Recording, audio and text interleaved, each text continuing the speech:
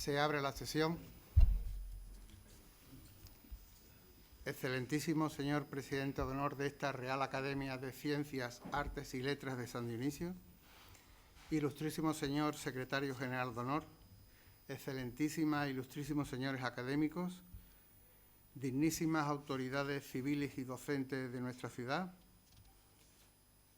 benefactores de esta Real Academia, Fundación Cajasol, Tebasa, Bodegas Williams & Humbert, CaixaBank, Bodegas Ximénez Espínola, Col Jerez, directora general del Colegio Montaigne, director del Instituto Padre Luis Coloma, presidente de la Cátedra de Flamencología de Jerez y crítico de flamenco del Diario de Jerez, presidente de la Federación de Peñas Flamencas de Jerez, Junta de Gobierno también, presidente de varias peñas flamencas, amigos de la Academia, señoras y señores, muy buenas tardes. Comenzamos hoy en la Real Academia de San Dionisio de Ciencias, Artes y Letras el ciclo de conferencias Flamenco e Investigación que desde hace unos años iniciamos a fin de difundir este importantísimo patrimonio cultural andaluz y particularmente jerezano, científico en la aportación de datos contrastados y académico en definitiva desde el respeto que este bien cultural reconocido como Patrimonio Cultural Inmaterial de la Humanidad por la UNESCO el 16 de noviembre de 2010, exige y merece. Para ello contamos este año con la participación de don Alberto García Reyes, director del diario ABC de Sevilla, que desarrollará su conferencia bajo el título Las revoluciones de Paco de Lucía. Muchas gracias, querido director, por estar esta tarde con nosotros, a pesar de las múltiples ocupaciones que tus responsabilidades profesionales te ocupan y preocupan en estos tiempos tan exigentes para los medios de comunicación y para sus primeros ejecutivos. Razones protocolarias justifican el placer de realizar la presentación del conferenciante de hoy, persona muy joven y con una brillante carrera profesional que inició en ABC en 1999 en la sección de Cultura, donde se hizo crítico de este arte tan singular y complejo. En paralelo, y para poner el dato en contexto, hay que decir que nuestro ponente está vinculado al flamenco desde su infancia, ya que compaginó sus estudios primarios y universitarios con el aprendizaje de la guitarra flamenca. Su padre, gran aficionado, le trasladó los fundamentos del cante, especialmente a través de dos jerezanos, Manuel Torre y Antonio Chacón. Pero fueron los Reyes Magos de Oriente los que le trajeron la primera guitarra flamenca a la edad de 7 años. Su maestro, Luis Franco, le daba clases en la barbería de Azuquita en sus dos hermanas natal, ya que Alberto es nazareno de nacimiento.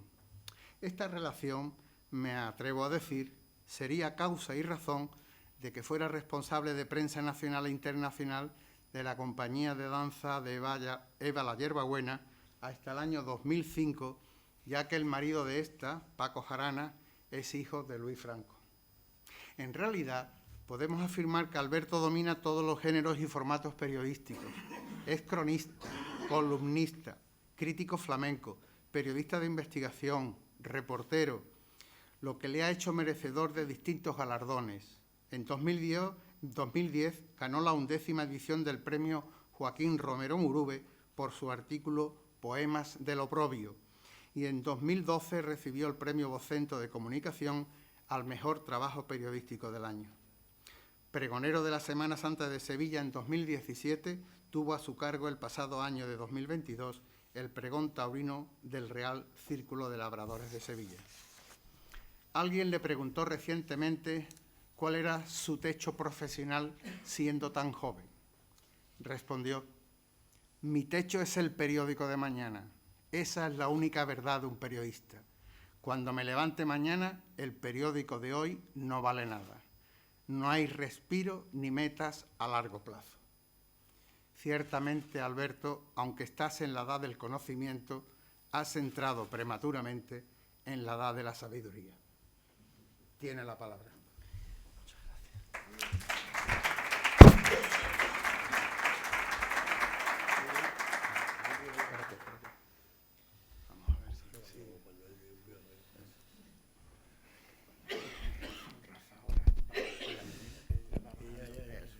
presidente de esta Real Academia de San Dionisio de Ciencias, Artes y Letras. Querido Juan, muchísimas gracias por esa presentación excesiva, ¿no? Tengo un maestro, poeta, Joaquín Caro Romero, que si le gusta decir cuando le presentan, dice, como decía Unamuno, me ha hecho una presentación exagerada, pero como decía Unamuno, exagerar no es mentir. A él le gusta darse ese... A mí me parece que has exagerado demasiado, algunas veces rozando ya la... Te lo agradezco muchísimo, de verdad. Juan, querido presidente de honor, académicos, autoridades, amigos, maestro Paco Cepero, me rompe usted el protocolo que yo tenía establecido para hacer esta disertación, porque no se puede hablar de un Dios delante de otro Dios. Seguramente me pillará usted en algunos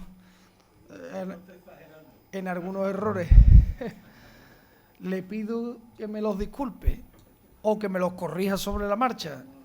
Será un honor seguir aprendiendo. Aquí a esto se viene a aprender. Bueno, la historia de esta disertación viene de una muy agradable comida que tuve el placer de tener en Sevilla con don Juan Salido Freire, a quien aprovecho para felicitar porque hoy es su cumpleaños también.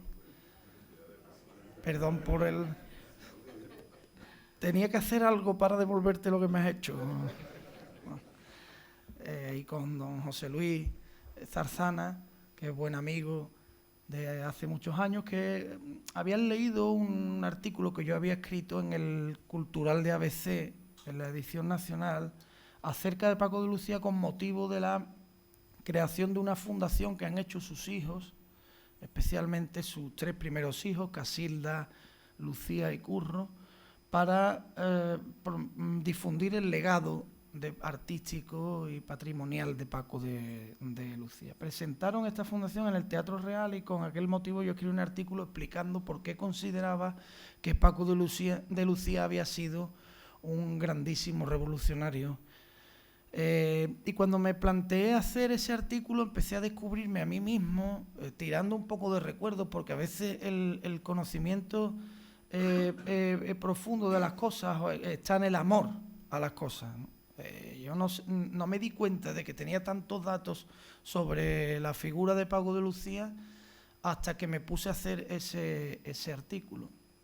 Y empecé a descubrir, mientras escribía, que no se trataba de una sola revolución, sino de muchos cambios muy rotundos en la historia del flamenco, en la historia de la guitarra, y lo digo además con esto ya con orgullo y con la voz en alto, en la historia de la música universal. A veces, y con esto quiero empezar la disertación, a veces cuando hablamos de flamenco nosotros mismos caemos en la pequeñez de considerarlo un espacio pequeño de la música. Cuando un músico es un genio, da igual el género que interprete, no es un genio del flamenco, es un genio de la música. El flamenco es una de las grandes músicas del mundo. Ninguna otra manifestación cultural arraigada en el pueblo o de origen popular tiene en la actualidad la repercusión que tiene el flamenco en los grandes teatros y en las grandes programaciones.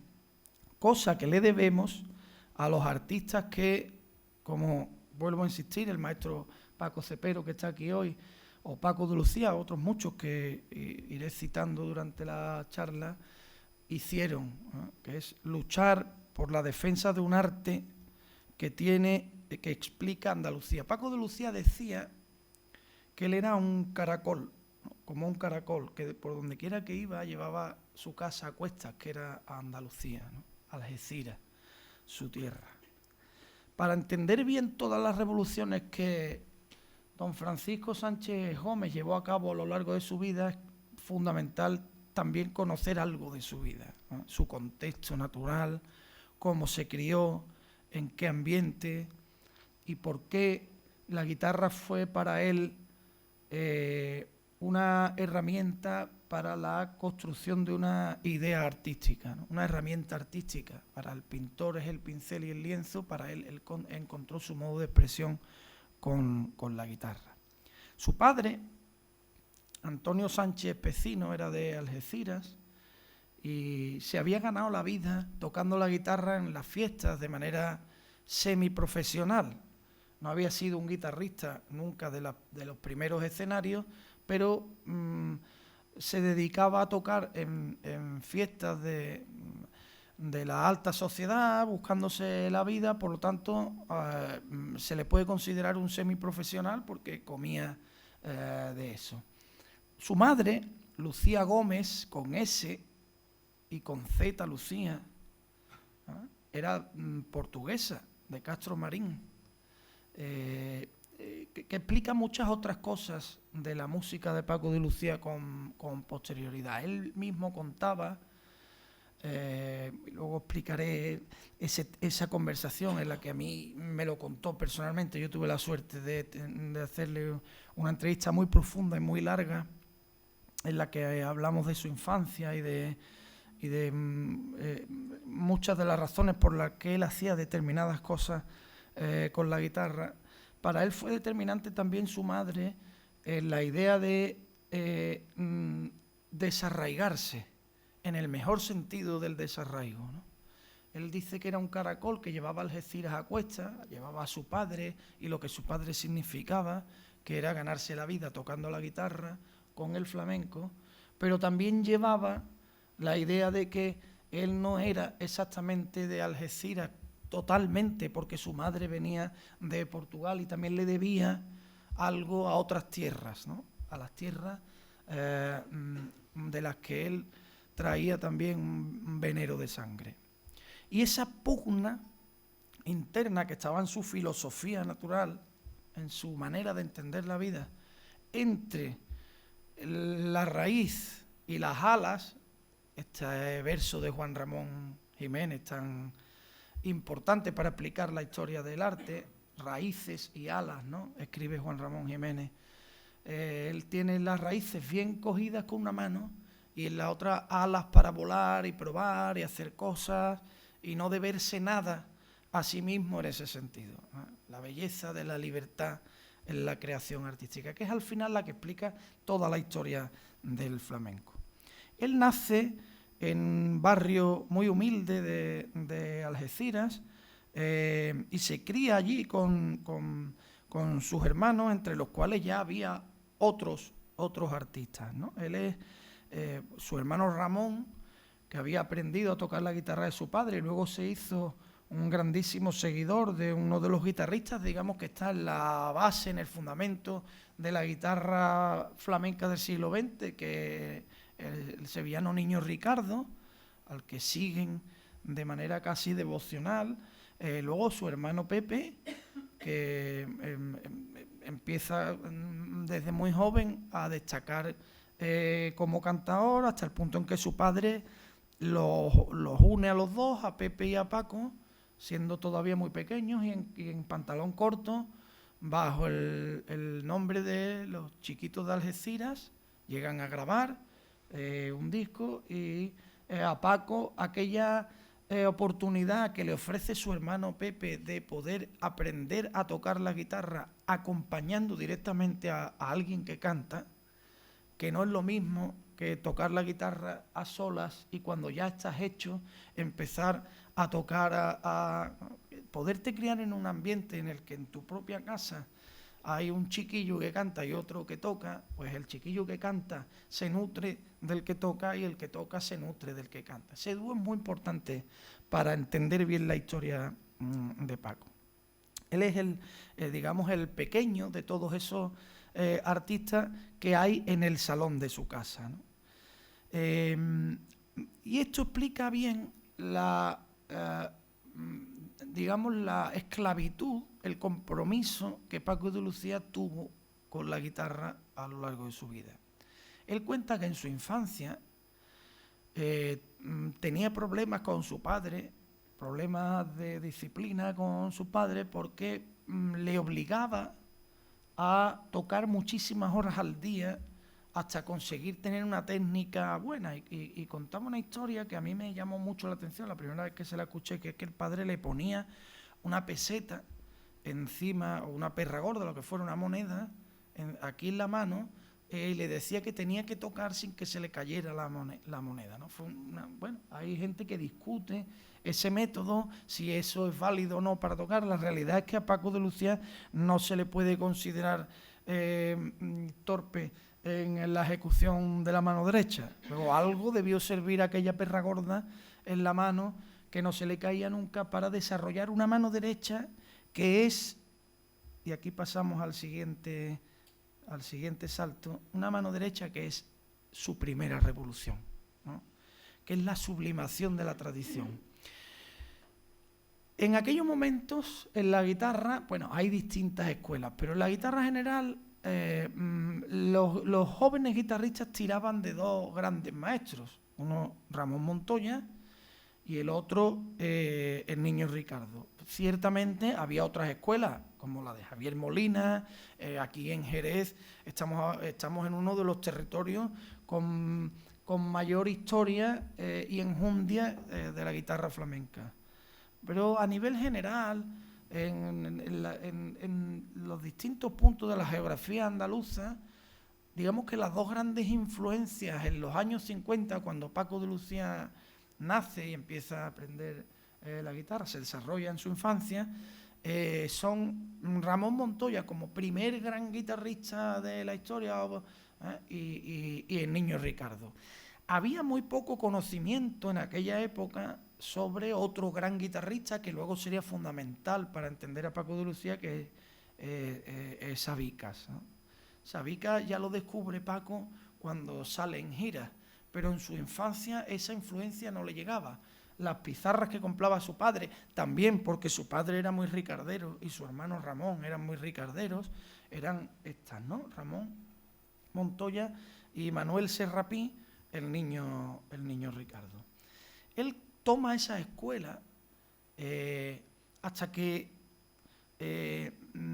irrumpe con la suya propia.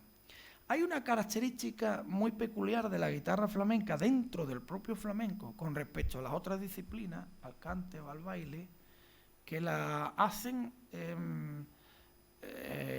muy compleja, muy compleja. Mientras que en el cante se premia al cantaor, se ha solido premiar a lo largo de la historia al cantaor que ejecuta de manera ortodoxa los cantes que le precedieron, la seguirilla de Nitri, la soleá de Frijones, en fin, se va buscando un canon en la guitarra flamenca, o sea, y se premia al intérprete de esa obra ya creada.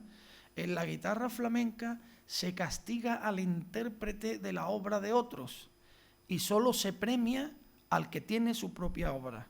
Solo se considera buen guitarrista y maestro de la guitarra a aquel guitarrista que tiene su propia música y que hace su creación y los demás la imitan. Los que hacen las farsetas de otros se consideran guitarristas de segunda fila. Solo los que tienen sus propias farsetas son guitarristas de primera fila. Mientras que en el cante eso no ocurre. Claro que los grandes cantadores que han pasado a la historia son creadores. Pues hablemos de Manuel Torres, Chacón, La Niña de los Peines, todos son creadores. Pero es mucho más necesario en el cante que pase el tiempo para que se reconozca esa capacidad creativa que con la guitarra, que de momento a un chiquillo que está empezando se le dice, sí, pero eso es de Paco, o eso de ahora a los niños de ahora se le dice, eso es muy de Vicente, eso no vale, ¿no? Tienes que buscarte tú. Esa es la primera gran lección que recibe Paco después, pero a él le viene muy bien estar agarrado a la tradición de Niño Ricardo y de Ramón Montoya, porque con la exigencia técnica que le imponía su padre, consigue perfeccionar ese toque antiguo, ese toque que le venía de clásico, consigue perfeccionarlo, meterle más velocidad en los picados, en los arpegios. O sea, digamos que Paco de Lucía alcanza la sublimidad de la técnica de la mano derecha, siendo aún muy joven, con 20 y pocos años, ¿no? Escuchan los primeros discos de Paco, La Fabulosa Guitarra, por ejemplo, ¿no? Es del año 69. Y el nivel de ejecución, de pulcritud en la ejecución de la música es apabullante. Es muy difícil para cualquiera que toque un poco la guitarra, entenderá rápidamente lo que digo. La guitarra es un... Paco de Lucía decía que era, y me van a perdonar la expresión, pero es suya y yo creo que es muy exacta, que es una hija de puta, decía él con mucha rabia. Decía, es que no te regala nada. La guitarra es muy exigente, y es muy difícil que un guitarrista en un directo no tenga un mínimo desliz, que se le vaya en esto, porque tiene que estar... el niño Ricardo decía, si no tocas un día, lo notas tú. Si no toca 2 días, lo notan los demás guitarristas. Y si no toca 3 días, lo nota todo el mundo, ¿no? El día que tú no coges la guitarra, es un día que, para recuperar el día que no has cogido, tienes que estar una semana, porque es muy exigente. La guitarra es un instrumento muy duro, por muchas razones. La otra razón por la que es un instrumento muy duro es porque con las 2 manos no puedes hacer todas las cosas. Cada mano tiene una función. En otros instrumentos, en el piano, por ejemplo, tú puedes hacer armonía con cualquiera de las 2 manos y melodía. Con la guitarra no. En la guitarra la armonía la tienes que hacer con la mano izquierda y la melodía con la derecha. La ejecución es con la derecha, mientras que el pensamiento es con la izquierda. Esto es una frase que dijo Paco una vez y le dieron una paliza por esto, que él dijo, la izquierda piensa y la derecha ejecuta. Bueno, lo entendieron en términos políticos y le dieron una paliza que fue sonada, salió en los periódicos, fue portada de periódicos, ¿no? Pero en realidad estaba explicando muy bien la esencia de una guitarra, ¿no? De tal manera que él había desarrollado muy bien la derecha y tenía que empezar a desarrollar más cosas. ¿Cuándo viene su segunda revolución? Porque ya digo que la primera fue la ejecución técnica pulcra, exacta y a una velocidad hasta entonces impensable con la mano derecha. Luego, ¿dónde está el siguiente paso? La segunda revolución es el momento en que, siendo un chiquillo todavía, hace su primera gira por Estados Unidos con el ballet de José Greco, en el que lo enrola su hermano Pepe, y llega a Nueva York. Él tenía 14 años. Sale a tocar a José Greco y entre el público estaba Sabicas, que como todos ustedes saben, vivía en Nueva York, se había ido a Nueva York. Y entonces lo ve tocar con esa pulcritud de la mano derecha tan impactante. Pero este niño, ¿quién es? ¿No? Entonces lo hace por verlo en el camerino luego, para transmitirle un mensaje que es casi como de misionero, ¿no? Por eso es tan importante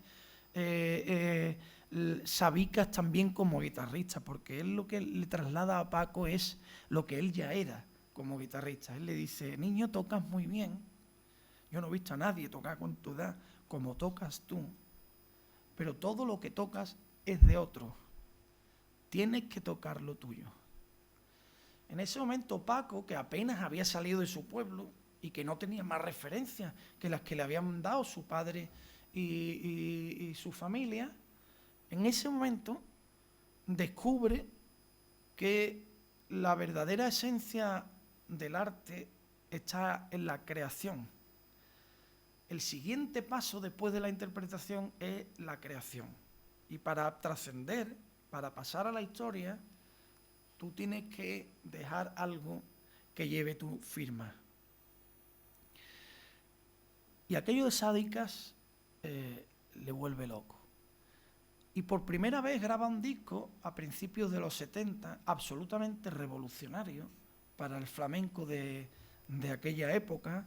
Se grababan muchos discos y había muchos artistas muy importantes en aquella época, pero este disco, Fuente y Caudal, es un disco absolutamente revolucionario porque Fuente y Caudal es el nombre, además del título del disco, es el nombre de una taranta, de un toque de levante que hace Paco en ese disco, en el que utiliza las armonías tradicionales del toque de levante, el fa sostenido. En fin, yo no me quiero poner muy técnico con estas cosas, aunque en algún momento no tendré más remedio porque si no, no llegamos al fondo de la cuestión.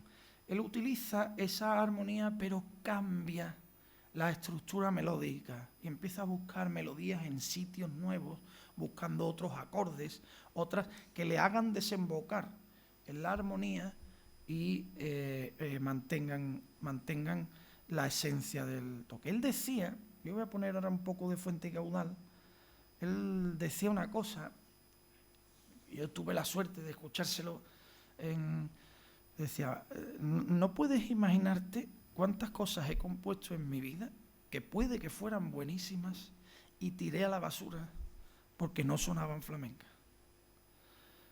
Para él eso era fundamental. Buscaba, hurgaba, abría, ensanchaba, pero nunca se salía. Eso es lo importante de la verdadera evolución y de la verdadera revolución. Es difícil creer en los revolucionarios que quieren entrar desde fuera hacia adentro. Las revoluciones son desde dentro hacia afuera, siempre. El que de verdad cambia una cosa es el que la conoce. Por meterle 4 instrumentos nuevos y así no es como eso, solo si sabes hacerlo estás siendo revolucionario. Si no, estás siendo a lo mejor disruptivo, provocador en algún caso, pero no va a quedar nada porque no tiene fundamento. Entonces, él estaba muy empeñado siempre en que toda su obra tenía que sonar flamenco. Y él decía otra frase que me gustaba mucho, decía, yo las 2 manos en la vida las utilizo como en la guitarra. Con una me agarro al futuro y con la otra al pasado. Y como se me suelte una de las 2, ya no puedo tocar.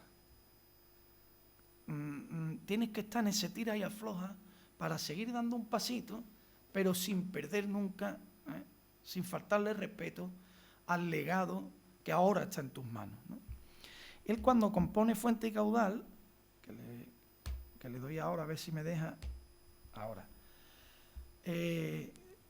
vamos a escuchar un poco de Fuente y Caudal porque yo creo, bueno, esto es entre 2 aguas, o sea, ha saltado el que no es, pero bueno, vamos a arreglar sobre la marcha. Lo voy a arreglar sobre la marcha. Este no es, este lo escucharemos luego para explicar otra de sus revoluciones.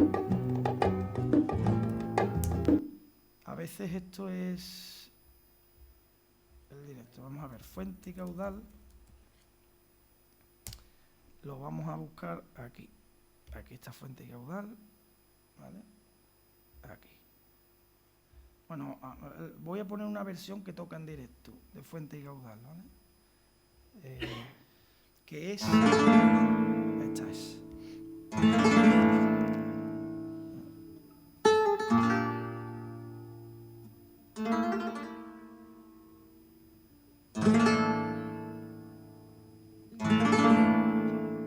Ahí estamos viendo unos acordes más abiertos, es un fa sostenido, pero tiene...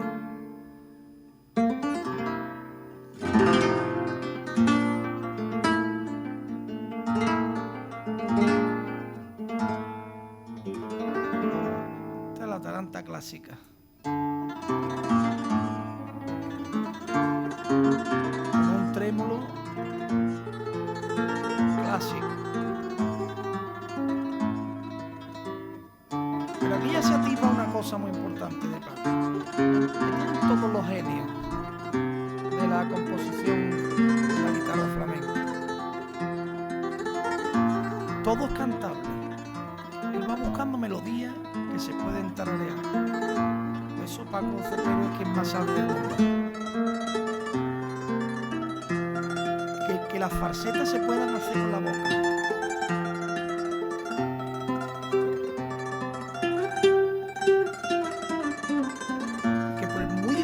Que se han de ejecutar, esta lo es. Esto es un trémolo dificilísimo.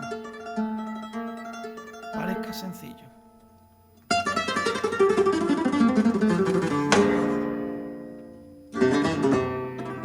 Esto ahora lo hacen todos los guitarristas. Pero en aquella época, estamos hablando de principios de los 70, eso no había hecho nadie. A esa velocidad, romper con una falseta, jugar con los tiempos, los cambios de ritmo, en un toque de más ad libitum, como este cambio de armónico. Va haciendo cambios, rompiendo.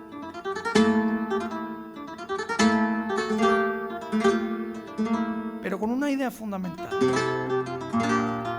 Pero al remate de esta faceta y pasamos al siguiente tema. Una idea fundamental. La desembocadura siempre en la tradición. Puede correr por 1000 trochas, nuevos caminos a abrir, pero el remate de la falseta siempre va a lo que cualquier persona puede distinguir como una taranta. ¿A cuántos aficionados de hoy no nos ha pasado? Aficionados, yo creo que, bueno, paro, con cierto conocimiento, que llevamos ya mucho tiempo escuchando, no nos ha pasado, y lo digo con espíritu crítico, sí, que estamos asistiendo a un concierto de guitarra de un joven supuestamente revolucionario y tenemos que ir al programa de mano para ver qué es lo que está tocando porque no lo podemos distinguir. Yo no sé si esto es una granaína, una taranta, yo no sé lo que es, ¿no? Eso es imposible con Paco de Lucía.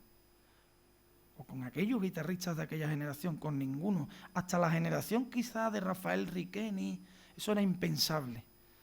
Las cosas tenían que sonar a lo que son. Si tú estás tocando granaína, ahí tiene que haber el elemento característico de la granaína, la tonalidad característica de la granaína, ¿no? Si tú estás tocando una taranta, ¿no? Ahora mismo incluso ya hemos entrado en una siguiente confusión, en mi opinión importante, que es la rítmica, ¿no? Antes era la confusión se generaba por lo armónico, las tonalidades, que ya no sabes en dónde estás. Ahora ya hemos entrado también en el terreno de lo rítmico, que ya no sabes si está por bulería, por seguirilla, porque le da la vuelta al revés, lo pone en esto, el acento lo cambia de sitio. Que está muy bien, muy difícil, ¿eh? Pero me quedo siempre con una frase también un poco burda. Estamos en una academia, pero los flamencos dicen estas cosas que decía el padre de Manolo Sanlúcar, el maestro Isidro, que cuando veía tocar uno así, unas cosas que decía, bueno, ¿eso qué le parece a usted eso, don Isidro? Y decía, hombre, pues eso me parece a mí como cagarse dentro de una botella. Es lo más difícil del mundo, pero no vale para nada. Pues me parece que no se puede explicar mejor, ¿no?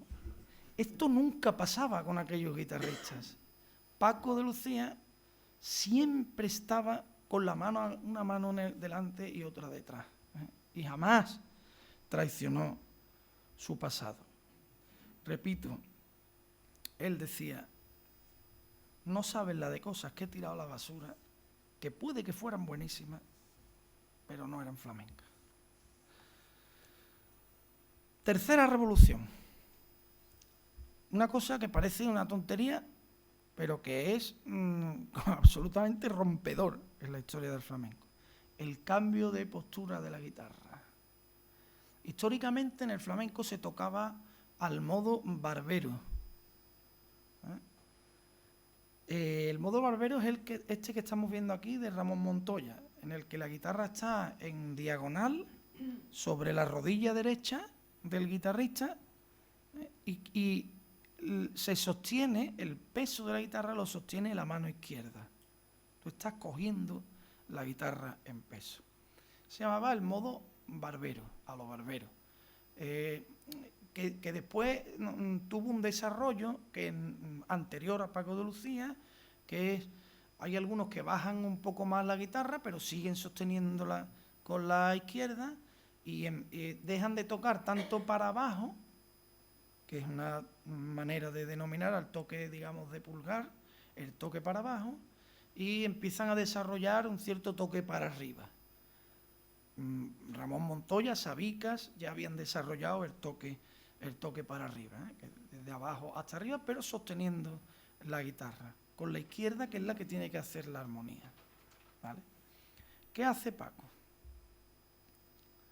Lo hace además en un concierto la primera vez, lo hace en un concierto muy importante para la historia de Paco de Lucía y para la del flamenco, que fue en el Teatro Real. Fue muy polémico porque no se aceptaba la entrada del flamenco en el gran teatro de la gran música española, la música clásica, la ópera, y aquello tuvo mucha discusión. Pero es que además a Paco no se le ocurre otra cosa que en aquel concierto aparecer en el escenario con una cogida de guitarra que nadie entendía. Pero ¿cómo coge este hombre la guitarra? De hecho, él mismo, en sus primeros discos, la fabulosa guitarra la sigue cogiendo al modo Barbero. Hasta que decide colocársela. Hay mucha controversia también sobre esto, si fue Paco el que se inventó esa posición de la guitarra, si había guitarristas anteriormente que ya lo hacían, si se lo copió a alguien.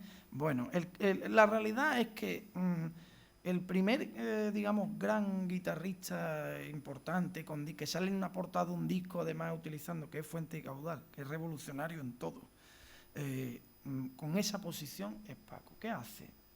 Él piensa, vamos a ver, si la izquierda piensa en la guitarra, yo como pensar lo más difícil que hay. Pensar es mucho más difícil que ejecutar, en todo, en la vida. Pensar bien necesita mucho sosiego, mucha serenidad, y no tener otra tarea más que pensar. Si la izquierda piensa, ¿cómo va a estar pensando y sosteniendo a la vez el peso de la guitarra? Es que te limita, porque cuando tú quieres tienes que estar también aguantando que el peso de la guitarra. Es limitante, era una posición limitante. Bueno, si yo me pongo la guitarra apoyada sobre mis dos piernas de manera que solo con el codo derecho ya está sujeta, yo esta mano la tengo volandera.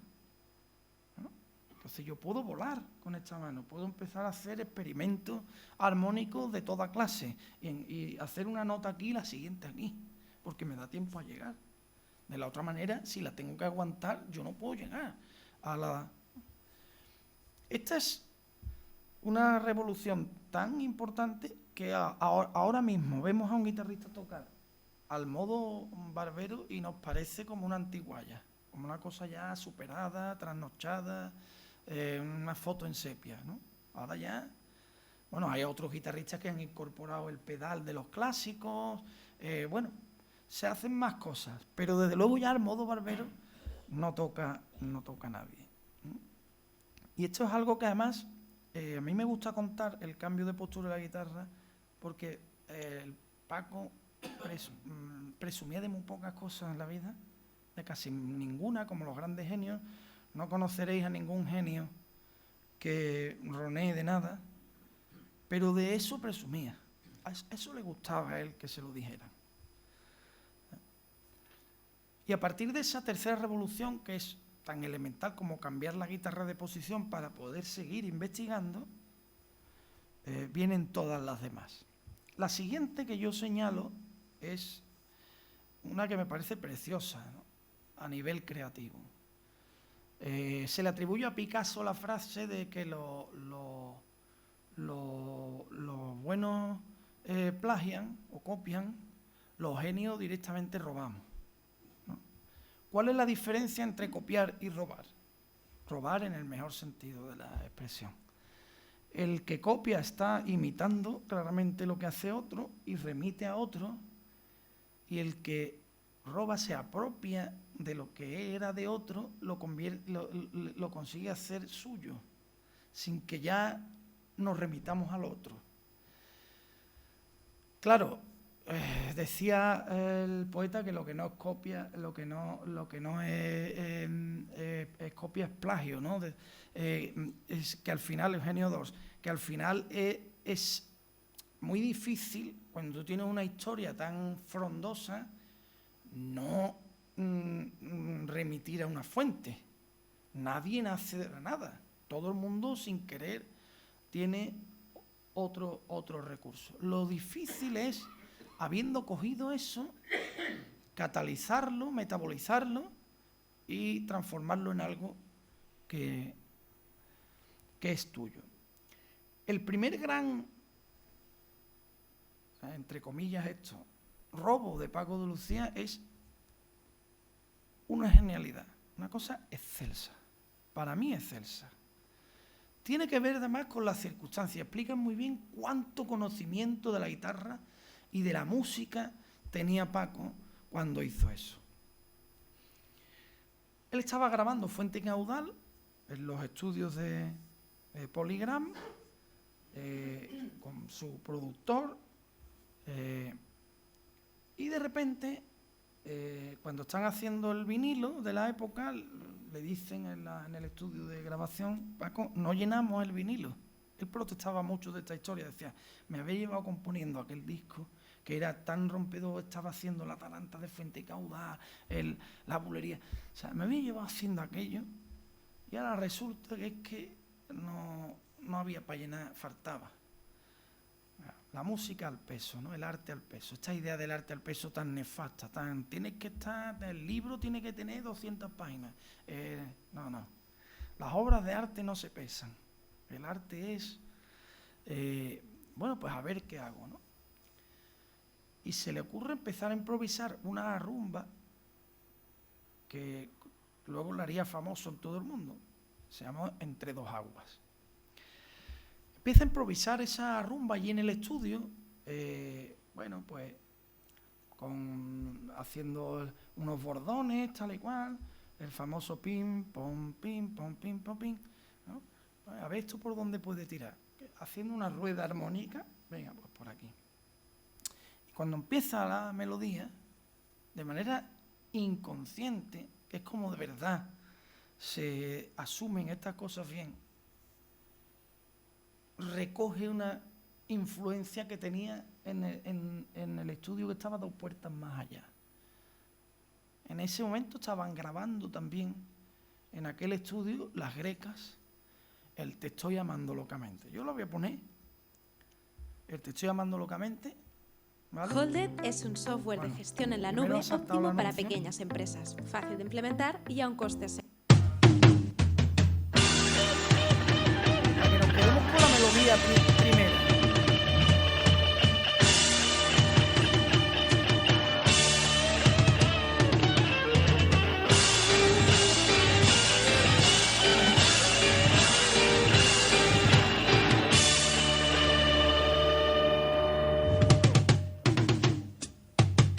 Te estoy amando locamente, pero no sé cómo te lo voy a decir. Hasta ahí.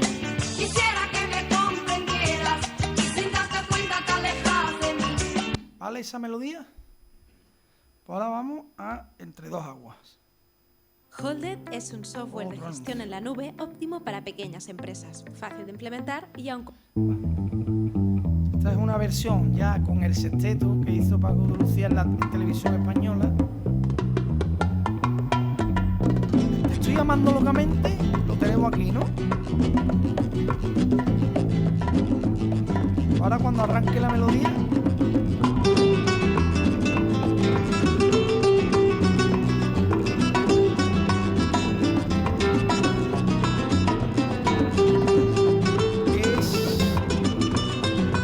es evidente, ¿no?, que ahí hay una conexión. Hombre, no es el Te estoy amando locamente, no es una imitación, no es una copia, no está plagiando nada, se está influyendo. Coge una idea y a partir de ahí pum, y empieza un camino que le lleva además por sitios muy inesperados. Hay otro momento de Entre dos aguas, no quiero alargarme, que es la parte del alzapúa de Pulgar, que tantino, tatino, tatino, tatán, tantino, tatino, tatino, tatán, la tenemos todo aquí, ¿no? Bueno, en esa época acababan de grabar los marismeños el Caramba, Carambita, Garambidurá. Lo acababan de grabar. Que caramba, carambita, garambiduri. ¿No? Tantino, tatino, tatino, tatino. ¿Tiene algo que ver? Bueno, es que es del mismo año. La música que estaba en aquel momento en su cabeza le sirvió para salir de un atolladero. Los genios directamente roban, decía Picasso. Pero hay luego otras revoluciones mucho más sofisticadas en este atrapar cosas de los demás, en este influirse. Cuando Paco graba el disco Solo quiero caminar, que es el primero que hace con formación de sexteto, recibe toda clase de críticas, palos, rociamientos con vinagre, todo lo que hubiese a mano se le dijo, porque consideraban entonces los ortodoxos que estaba haciéndole un daño irreparable a la tradición del flamenco. Esto no se puede consentir. Hay un señor con un bajo y hay uno con un... Y lo que ha puesto ahí a tocar, eso no lo entiende nadie. ¿Qué disparate ha hecho? Bueno, si ponemos los tangos con los que empieza Solo quiere caminar, solo quiero caminar, lo vamos a poner ahora mismo. Nos saltamos el anuncio. Eternity, Calvin Klein. Now introducing the new intensity. Eternity Parfum for him. Bueno, me lo voy a llevar directamente, un poco del principio, me lo voy a llevar directamente a un sitio. Y ustedes me dicen qué suena.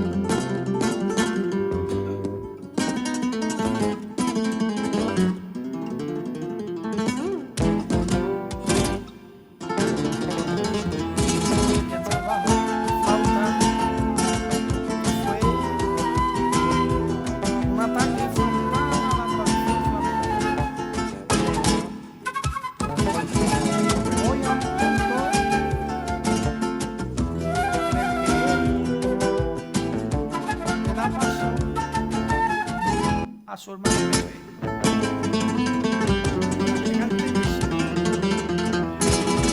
Repican tocando la arpa, la torre de las campanas.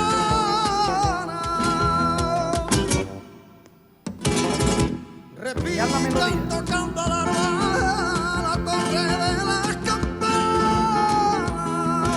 Y un rayo de sol alumbra la escarcha de la mañana. Y al guruguru, y al guruguru, y al guruguru, y al guruguru, y al guruguru, y al guruguru. Yo solo quiero.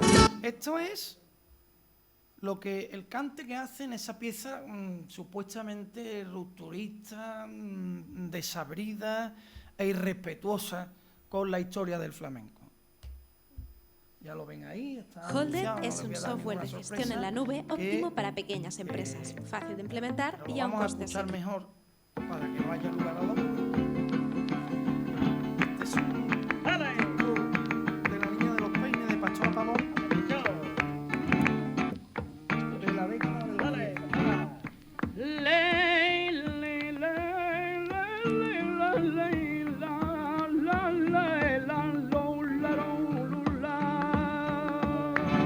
Que a su vez ya era rupturista con la época anterior.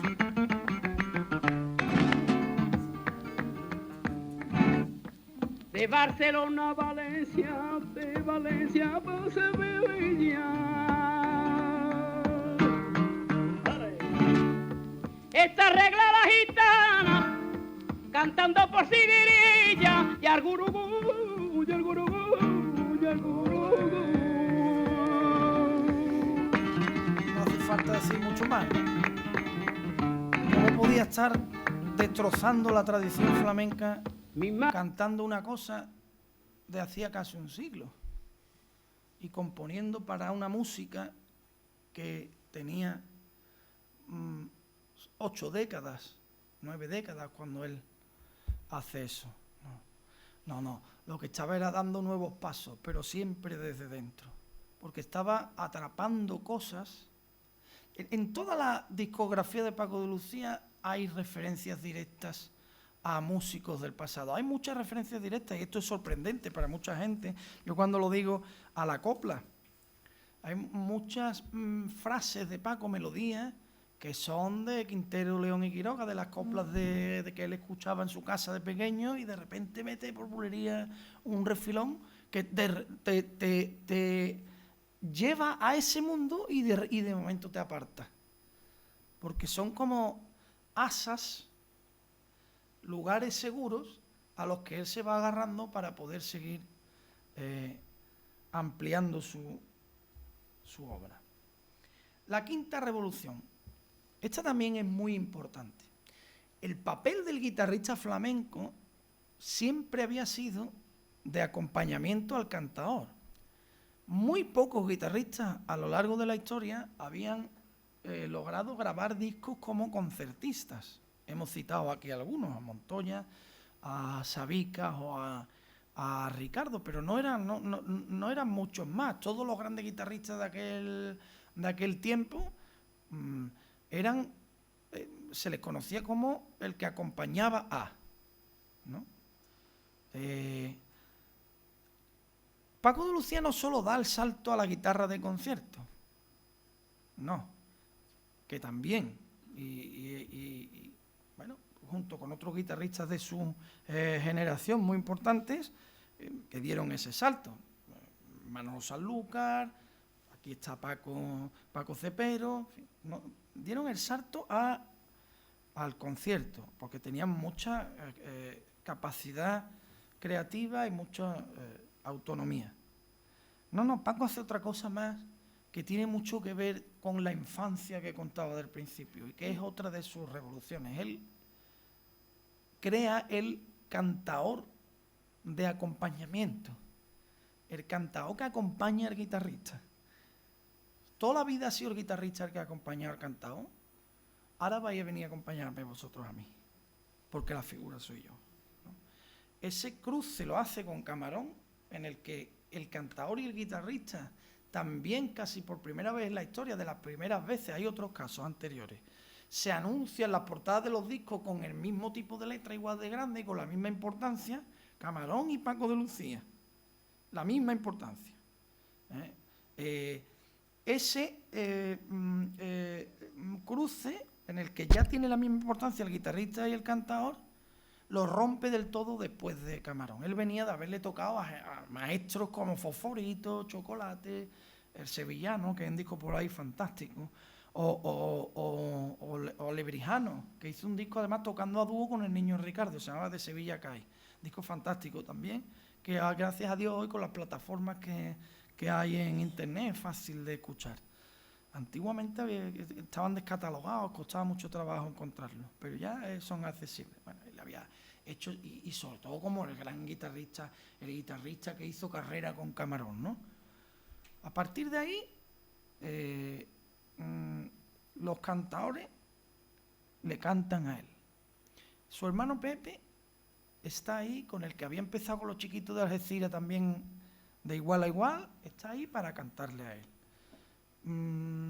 Duquende es el cantador que le canta a Paco de Lucía. De hecho, Duquende ha quedado, que es un cantador, a mí me gusta muchísimo Duquende, porque creo que tiene muchas cosas, aunque es muy camaronero y remite mucho a Camarón, pero tiene muchos giros que son muy personales. A mí me gusta. Pero Duquende ha quedado como el cantador de Paco de Lucía, el que le cantaba a Paco, ¿no? Rafael de Utrera. ¿Por qué es importante para mí esta revolución también? ¿Por qué la destaco? Porque es la manera ya culminante, antes de entrar en la que voy a decir ahora, con la que Paco de Lucía pone a la guitarra en el primer plano, ¿no? Ya no solo es que los guitarristas flamencos podemos salir solos a tocar o con un sexteto, no. Es que los cantadores, que han sido la referencia siempre en la historia del flamenco, ahora vienen de secundarios míos. Ese salto es muy fuerte. Sexta revolución. Las afinaciones heterodosas. Esta la incluyo antes de la apertura a otras músicas, que será la siguiente y casi definitiva ya, porque en su, digamos, desarrollo artístico está cronológicamente antes.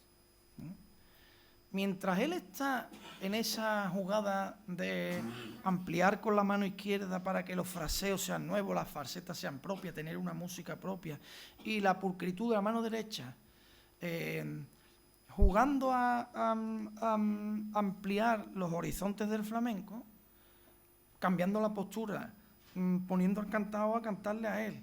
Además, está haciendo travesurillas con la afinación.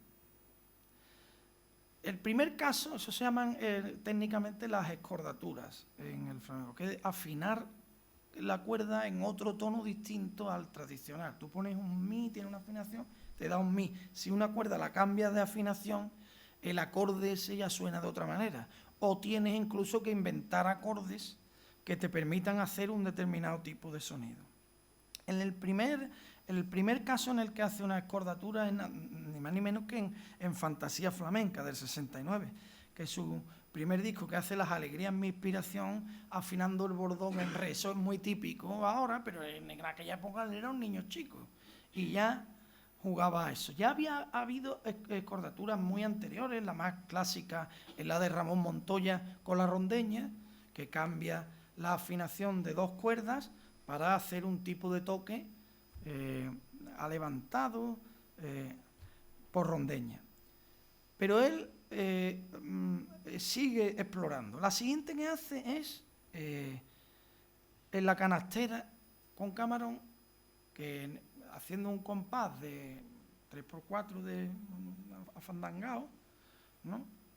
Utiliza el tono de Ramón Montoya, la afinación de Ramón Montoya de la rondeña. Bueno, está cogiendo de aquí, está cogiendo de allí.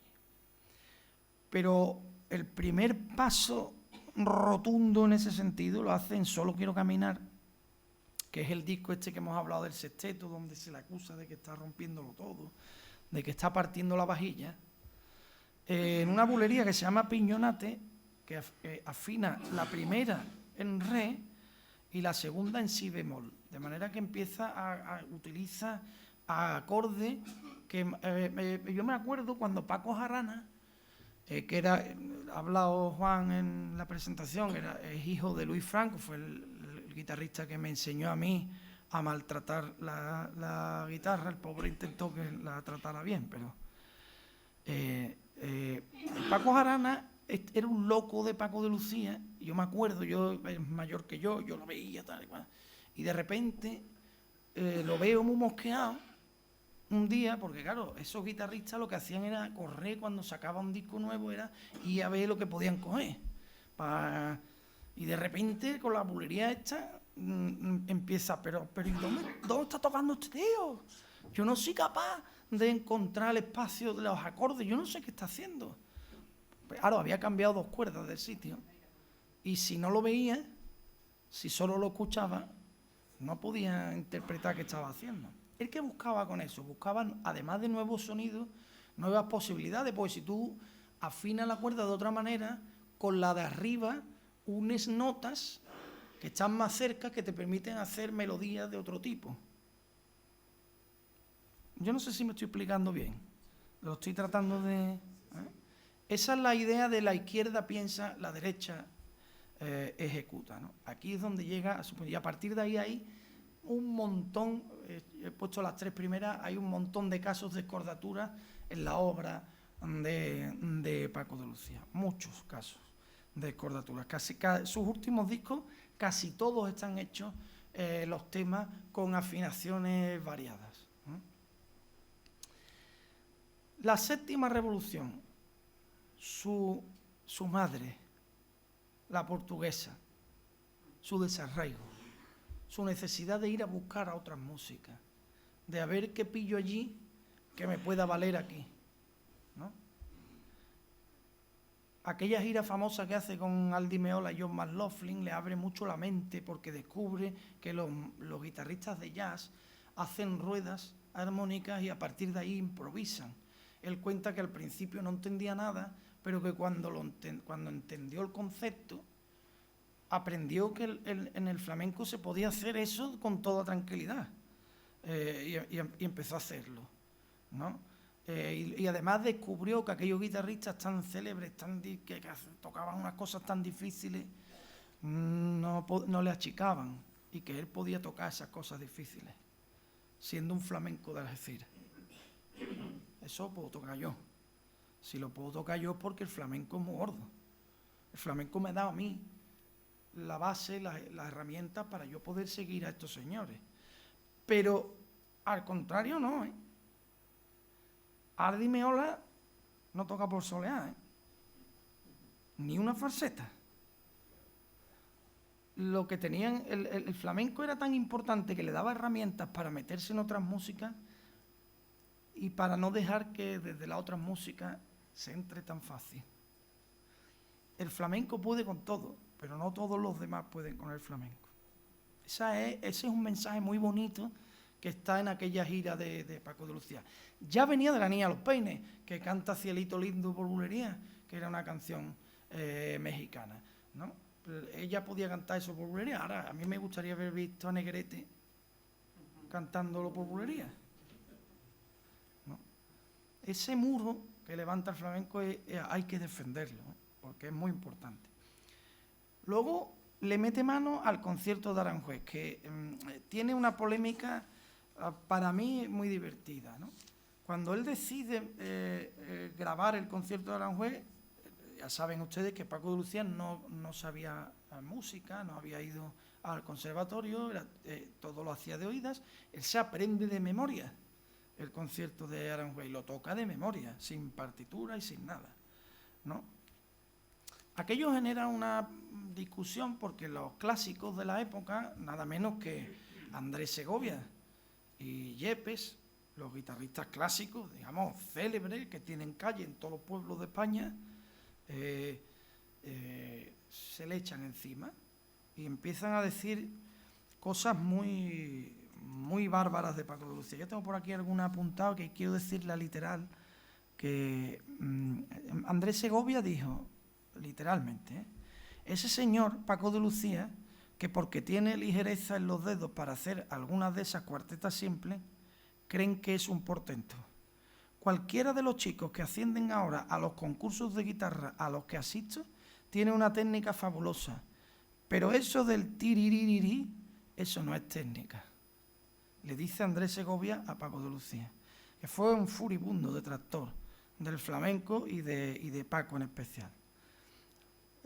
Decía Andrés Segovia, a mí siempre me preocupó redimir la guitarra flamenca de la juerga y darle un repertorio musical serio.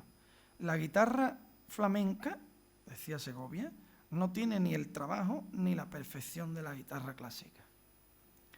Pero él no tocó tampoco nunca por bulería. Paco sí tocó el concierto de Aranjuez. Paco lo pasaba muy mal con aquellas declaraciones, muy mal. Y sobre todo hubo una frase que le molestó mucho y que le hizo ya salir a hablar, que también es de Andrés Segovia, que dice, Paco de Lucía no es ni flamenco ni músico, solo tiene unos dedos listos. Trataba de resumirlo a que tenía habilidad, pero que, en fin. Esa fue la frase que realmente provocó que él decidiera tocar el concierto de Aranjuez. Su respuesta pública fue, pues ahora te voy a tocar yo a ti el concierto de Aranjuez. De una manera tan concluyente que el propio autor del concierto de Aranjuez, el maestro Rodrigo, declaró, así es como yo soñé el concierto de Aranjuez, como lo ha tocado este señor. Lo que hizo que ya el resto de los guitarristas clásicos, que le tenían mucho respeto a Rodrigo, se callasen por un tiempo. No mucho, pues luego volverían. Pero es que Paco siguió buscando también en la música brasileña, con la bossa nova, tiene muchas armonías de la música brasileña. Hizo collera con Chick Corea, una de las grandes obras más conocidas de Paco es la Canción de Amor, que es en realidad el autor, de esa no es compositor Paco, es Chic Corea, pero se hacían intercambios de obras porque él estaba siempre en esa investigación. Y esa investigación, la que nunca pierde la esencia flamenca, le lleva a la siguiente, además de ampliar las músicas, ampliar los músicos. El septeto que hemos hablado antes del Solo quiero caminar, que fue entendido como una agresión a la ortodoxia flamenca. Él mete una batería, un batería que era asturiano, Tino Di Geraldo, un catalán, Carles Benavent al bajo, un madrileño, que Jorge Pardo con los vientos, la flauta travesera y el saxo, un brasileño tocando un instrumento que él había visto en Perú, que era un cajón, hoy se le llama cajón flamenco, gracias a Paco de Lucía, pero ese cajón es peruano.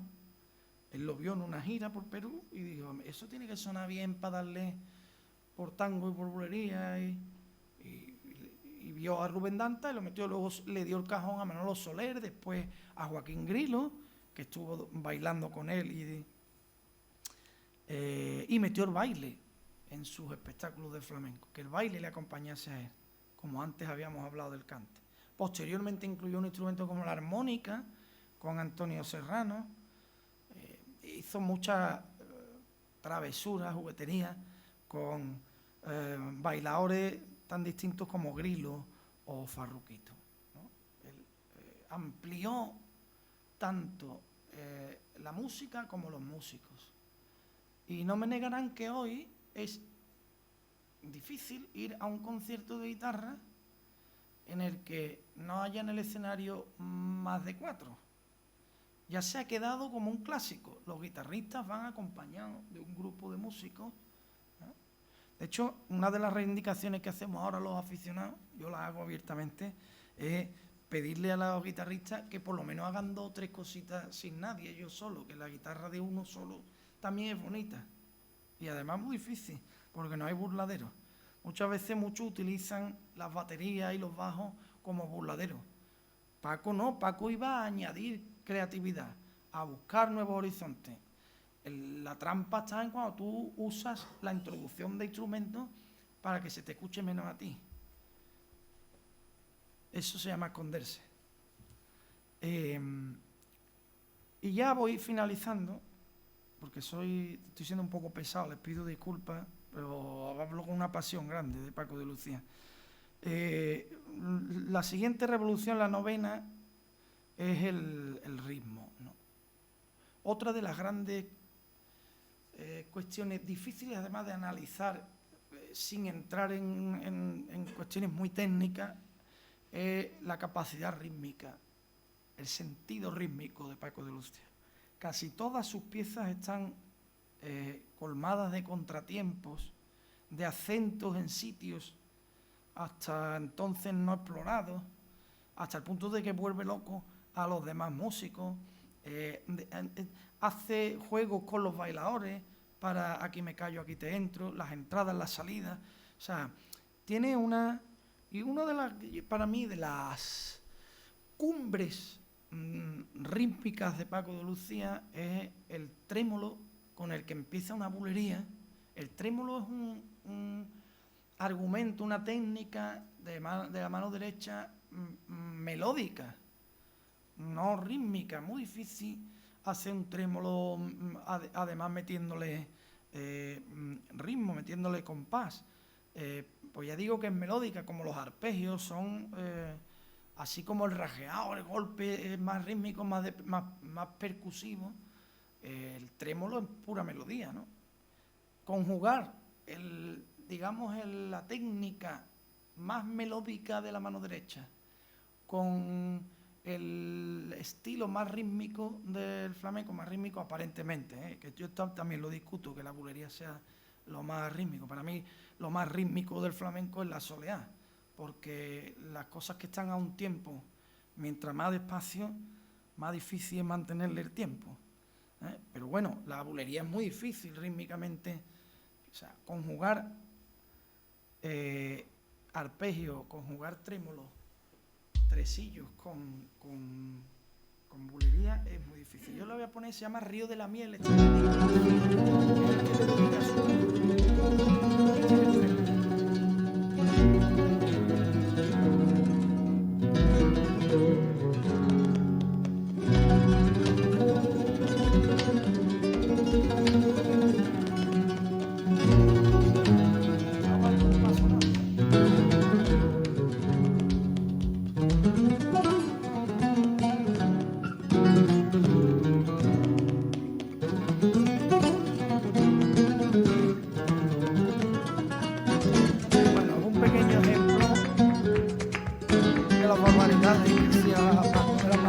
barbaridades que hacía.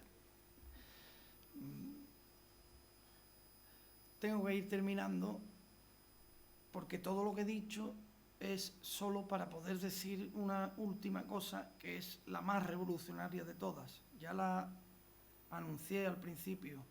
Todo lo que hace Paco, todo lo que construye, todo lo que inventa, a cualquier camino que coge es tarareable. Se puede cantar. Se queda en el oído, se queda dentro. ¿Cuántas veces no les ha pasado que van a un concierto de lo que sea, no solo de guitarra, de lo que sea, y cuando terminan, se van, no se acuerdan de nada? O a una corrida de toros, ven a un torero torear y cuando te vas para tu casa ya no te acuerdas de lo que había hecho, porque no ha calado, no tiene profundidad. La profundidad solo está, a nivel estético y artístico, solo está en la naturalidad. No hay nada más difícil que ser natural en un sitio antinatura, que es un escenario. Eso es la selva, eso es el patíbulo. Yo de verdad no entiendo cómo los artistas se pueden poner ahí. Y mirad, me decía un gitano en Sevilla con mucho arte, Pepe Moreno, decía, yo no entiendo, cuando yo hice el pregón de la Semana Santa, me decía, yo no entiendo cómo te puedes poner 2 ojos mirando para allá y 4.000 mirando para acá. ¿No? Lo entendí muy bien cuando me dije, qué bien explicado está eso, que eso es un calvario, ponerte ahí, que la gente te esté mirando. Mantenerte ahí natural, ser en tu habitación creando natural, ser tú, no traicionarte nunca, no querer tocar o crear para apabullar ni impactar a nadie, sino para creértelo tú y para estar contento contigo mismo, para mirarte al espejo y no despreciarte. Eso es el fundamento de todo arte. Y para eso es clave la sencillez. Todo lo que de entrada se muestra como sofisticado y difícil, en realidad es lo más fácil, porque es lo que se puede hacer con técnica. Y la técnica se puede aprender. Hay gente que tiene habilidad especial para la técnica, pero se puede aprender. Lo que no se puede aprender es lo que se tiene dentro, lo que no se sabe, ¿no? Me gusta decir, cuando un torero se pone delante de la cara del toro, cuando un guitarrista coge la guitarra y se sienta ahí en ese momento tiene que ir con todo lo que se sabe, que es toda la técnica. Pero a partir de ese momento tiene que hacer todo lo que no se sabe. Y lo que no se sabe es siempre muy sencillo. A mí Paco de Lucía me parece un gran revolucionario del flamenco y un embajador impagable de Andalucía por el mundo, porque cada cosa que hace se queda. Cada obra que le hemos podido escuchar nos saca una cosa que para mí vale más que un ole, que es eso es. Muchas gracias.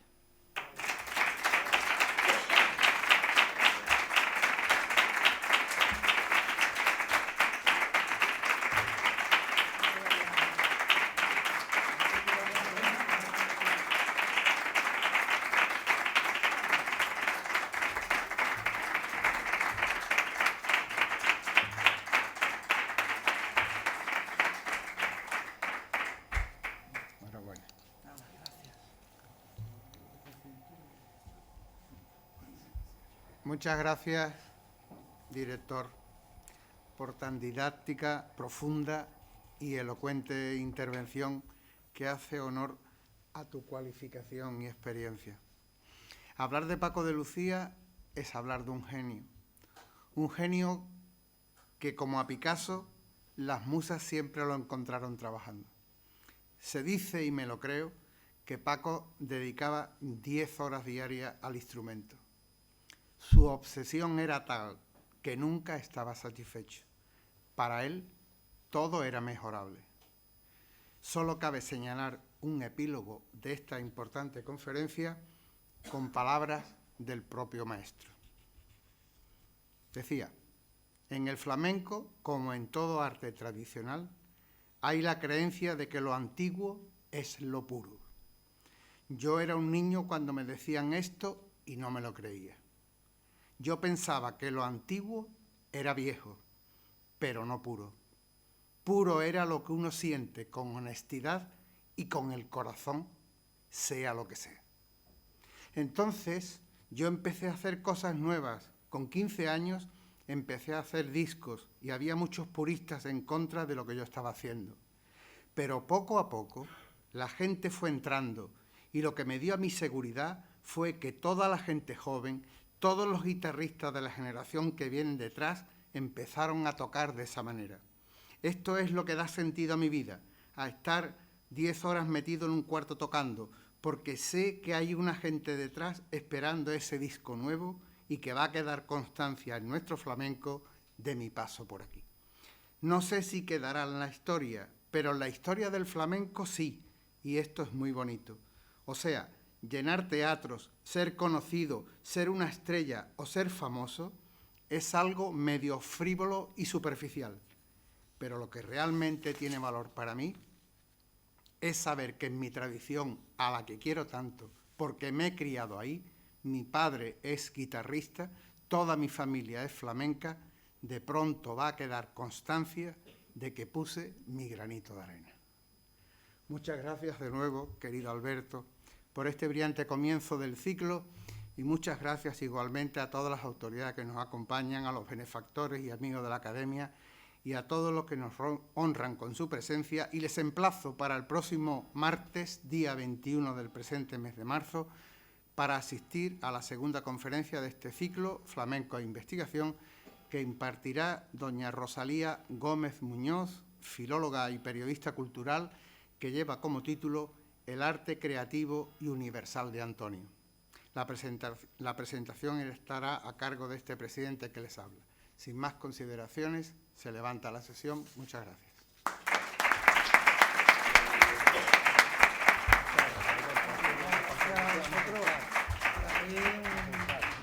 Me lo he pasado bien. Pues muy bien, así has disfrutado yo.